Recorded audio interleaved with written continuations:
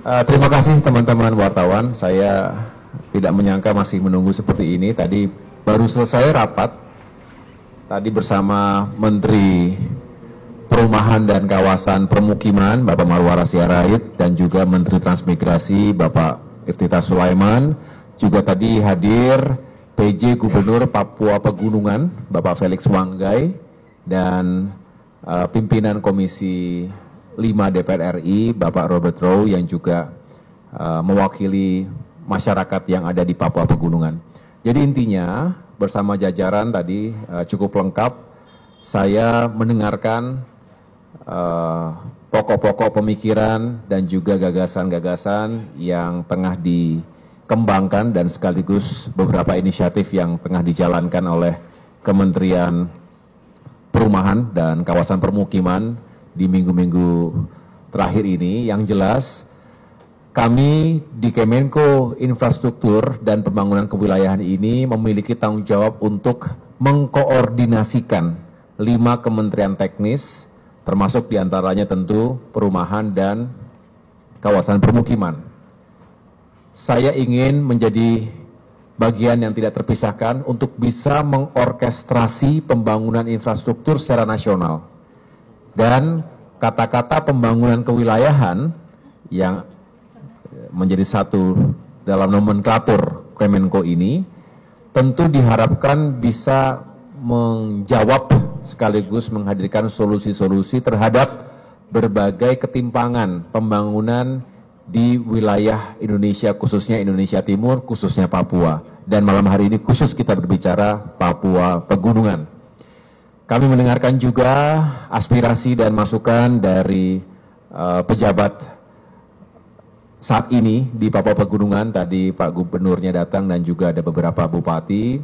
Yang jelas bagaimana daerah otonomi baru yang dikembangkan ini bisa segera dibangun pusat pemerintahan yang juga bisa berjalan dengan baik.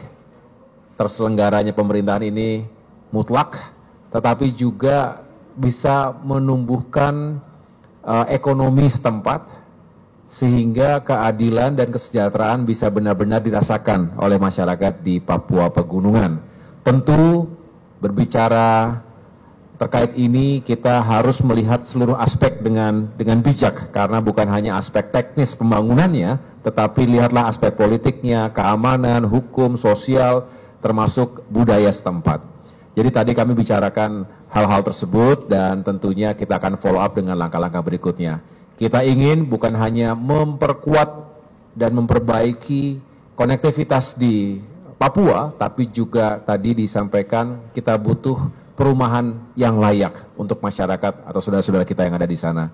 Jadi permasalahan utama terkait lahan tentu harus carikan solusinya, anggarannya, kemudian juga perizinannya, termasuk bagaimana kita bisa mengurangi atau membuat harga-harga material konstruksi bisa lebih terjangkau.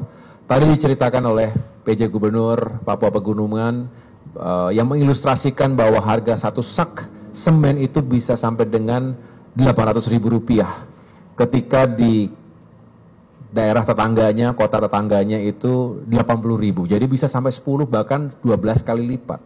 Jadi bisa dibayangkan teman-teman sekalian betapa mahal biaya pembangunan infrastruktur di wilayah Papua itu yang memang harus kita segera pikirkan dan carikan solusinya bersama. Utamanya pertama adalah membangun konektivitasnya sehingga biaya logistik menuju Papua bisa ditekan, bisa lebih murah. Kemudian ya tentu pemerintah pusat benar-benar memberikan atensi dan dukungan-dukungan yang diperlukan baik secara teknis maupun secara politik. Saya rasa ini yang menjadi pokok-pokok pembicaraan kami tadi. Selebihnya nanti bisa ditanyakan langsung kepada menteri-menteri teknis yang tadi hadir. Izin Pak, menindaklanjuti soal konektivitas juga. Tadi kan ketika berbicara dengan Menteri Perhubungan juga sudah membahas, apalagi ini menjelang Natal dan Tahun Baru, kita harus antisipasi intensitas perjalanan manusia dari satu tempat ke tempat yang lain ini juga akan lebih tinggi, dan kita juga harus meyakinkan bahwa harga-harga tiket itu terjangkau. Ini membutuhkan planning yang lebih lanjut lagi. Saya akan menjelaskan di kesempatan yang berikutnya, tetapi Kementerian Perhubungan saat ini tengah merumuskan langkah-langkah strategis dan taktisnya. Mudah-mudahan bisa segera kami jelaskan. Tapi prinsipnya begini, ini Pak Menteri Transmigrasi yang juga sudah menyampaikan langkah-langkah transformasi di bidang transmigrasi. Nanti beliau bisa menjelaskan lebih lengkap. Yang jelas, membaca transmigrasi hari ini itu harus utuh dan dalam konteks ruang dan waktunya. Jadi tidak melulu kita berorientasi pada transmigrasi memindahkan penduduk dari Jawa misalnya ke wilayah Papua atau wilayah manapun yang dianggap masih belum padat penduduknya atau membutuhkan tenaga kerja. Tetapi lebih diarahkan pada bagaimana memobilisasi masyarakat yang sudah ada di wilayah tersebut.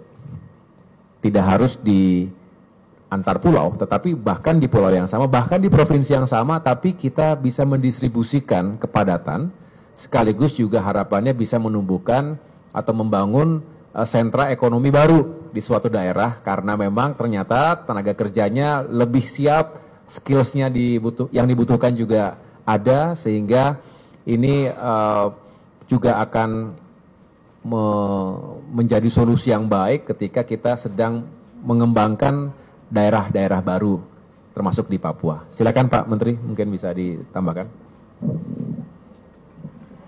Pertanyaannya apa? Strategi transmigrasi. Pertama, saya menekankan untuk kesekian kalinya, tapi saya sudah sampaikan di DPR 2 kali pada rapat kerja minggu lalu dan kemarin.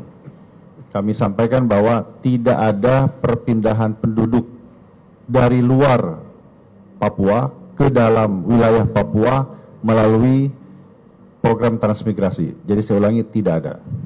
Jadi saya juga memohon kepada pihak-pihak yang mencoba untuk memanaskan situasi dengan mengatakan bahwa akan ada eksodus besar-besaran dari luar Papua ke Papua, itu tidak benar.